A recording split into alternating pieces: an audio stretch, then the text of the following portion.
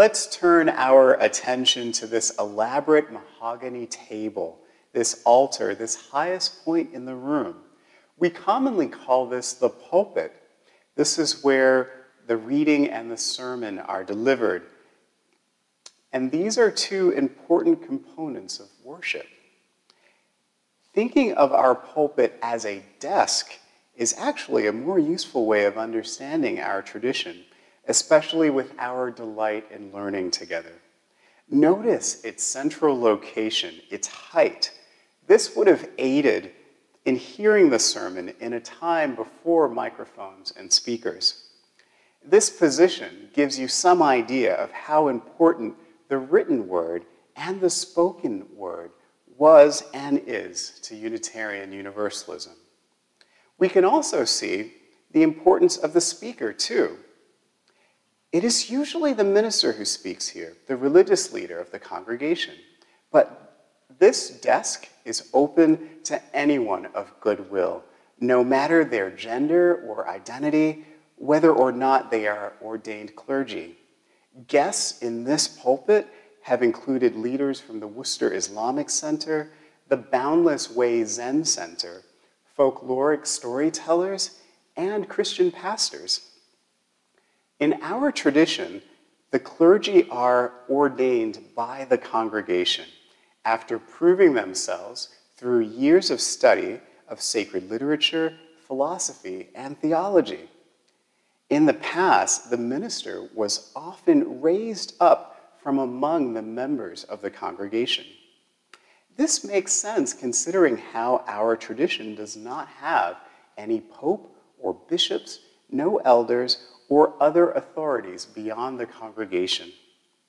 This is the essence of congregational polity, a legacy from the Puritans. In the past, a large ornate Bible would have rested on this desk, containing both Hebrew scriptures and the Christian New Testament. Today, readings are drawn upon, which the sermons are based on, come from a wide variety of sources. These sources include works of poetry and philosophy, the biographical narratives of social reformers, the insights of scientific research, as well as the Bible, the Quran, the Bhagavad Gita, the Tao Te Ching, the Tanakh, and Native American spirituality, among others. Our worship services are a celebration of life, and they feature hopeful teachings or lessons based on the theme and one or more of the 7 Unitarian Universalist principles. Each sermon is a call to action by which we transform ourselves so that we can transform the world. The themes, which are decided by the minister and change from month to month, include compassion, wonder, memory, joy, longing, strength, patience, courage, and peace. The themes reach through all parts of the worship experience. They inform the music, the prayers, our children's program, which we call Religious Exploration.